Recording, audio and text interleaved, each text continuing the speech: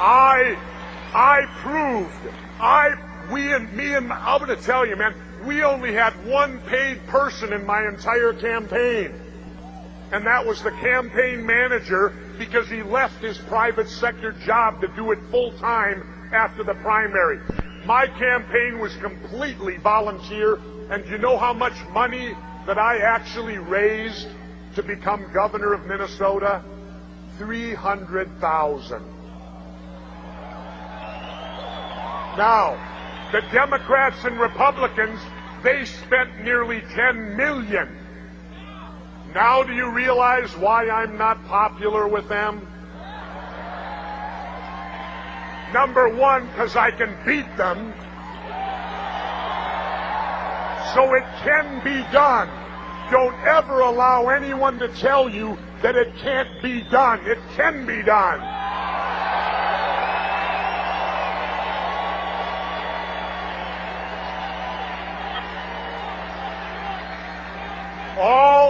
All we need, not this year, all we need is a fair and level playing field.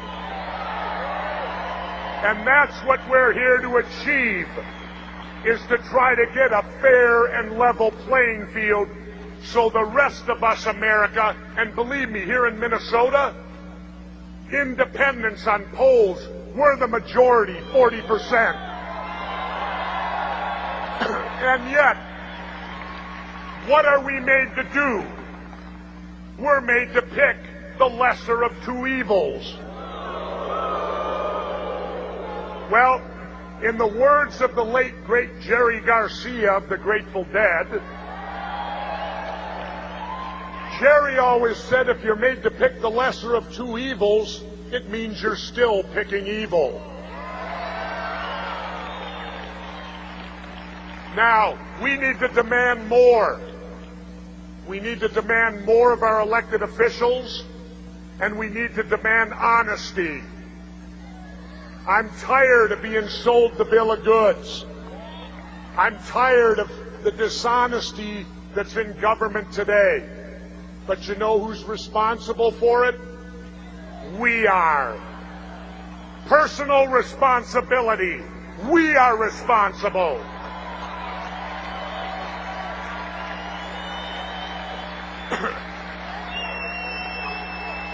Now,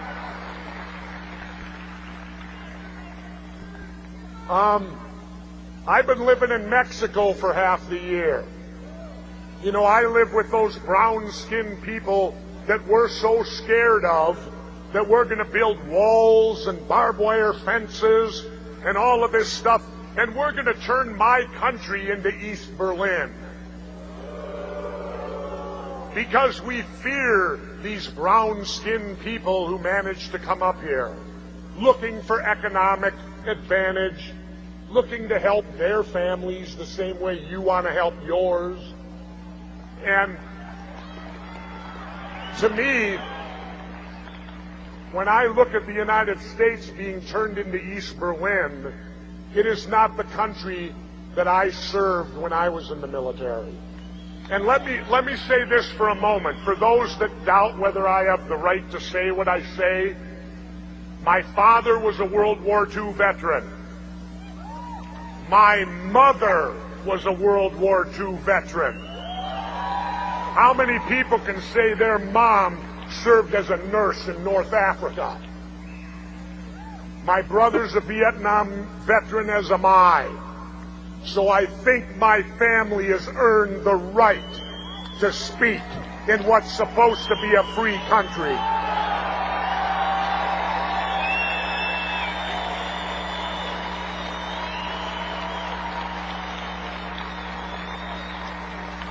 It is time for us to take our country back and to make these elected people start looking at that document called the Constitution.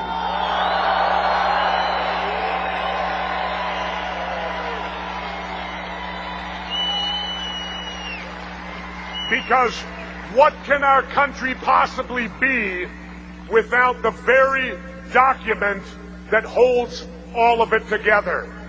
Today, the Democrats and Republicans could give a damn less about the Constitution. They violate it all the time. I mean, look what just happened. The Democrats gutted the Fourth Amendment. They gave the president the right to wiretap you, read your emails, and do all of that stuff.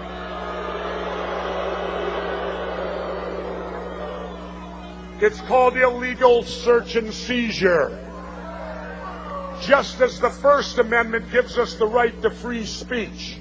Well, let's remember this. It isn't popular speech that must be protected. Popular speech doesn't need protection. It is unpopular speech that you protect.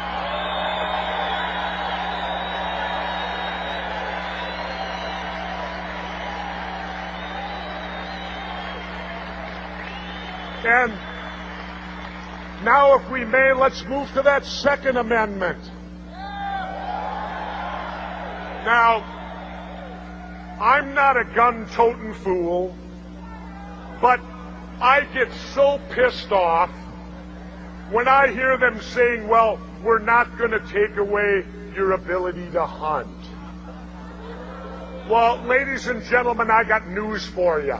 When our forefathers wrote the Constitution with the right to bear arms, it was not about hunting and fishing because, wait. Because back then, if you didn't hunt or fish, you didn't eat.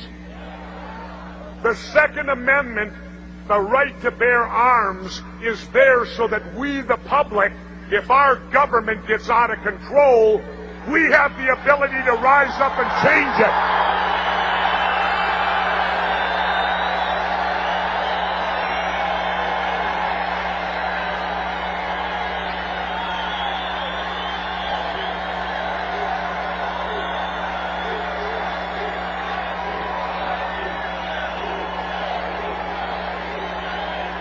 Thank you.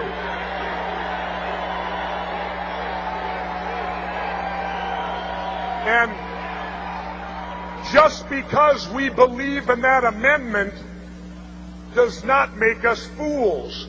It does not make us gun-crazy people. There's a reason they put that in there. And as I said, the reason is so we have the ability. Now, many people have said to me, well, wait a minute. How could we, the citizens, ever stand up to the U.S. government and their entire military might? Well, wait a minute. I got the answer. We threw everything we had at Vietnam, and they were nothing but a bunch of farmers with a few AK-47s, and they withstood it all.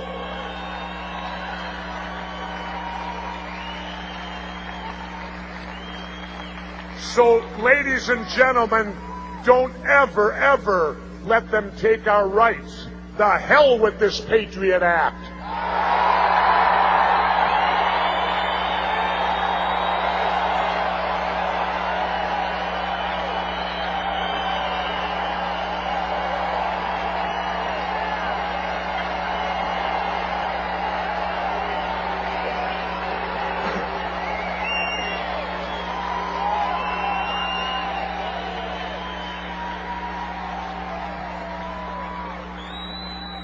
If you want to be patriotic,